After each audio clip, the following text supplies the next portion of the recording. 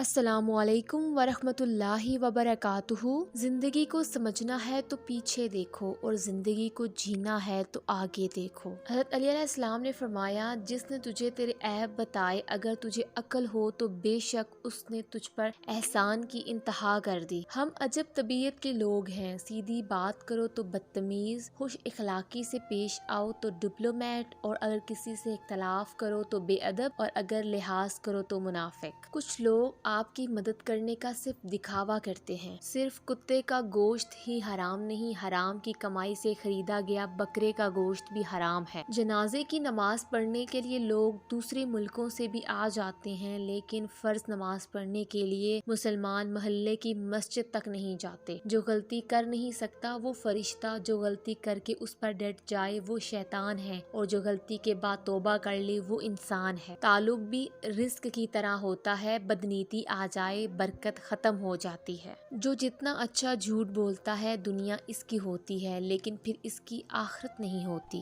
मकड़ी का जाल अगर यकजा हो जाए तो एक शेर को भी जकड़ सकता है। जब आपको हर शख्स से शिकायत होने लगे तो देख लीजिए कि खराबी कहीं आपके अंदर तो नहीं। आप सीखना चाहें तो आपकी हर गलती आपको सबक देती है। अल्लाह ऐसे दरवाजे को भी खोल देता है जिसके बारे में शिद्दत मायूसी से तुम सोचते हो कि इसकी तो चाबी ही नहीं बनी। मुश्किलें देने वालों से बड़ा मुश्किलों से निकालने वाला है। ये बात समझ आ जाए तो मुश्किल ज्यादा देर मुश्किल नहीं रहती। ख्वाहिशों का उधम मचा हुआ है, नसीहत की आवाज कैसे सुनाई दे। बेटे नेमत हैं और नेमतों का हिसाब लिया जाएगा, बेटियां रहमत हैं और रहमतों का कोई हिसाब नहीं। फिर यूं हुआ, लोगों के रवैयों की ऐसी समझ आई, फिर किसी से ना कोई शिकायत रही ना कोई तवक्का।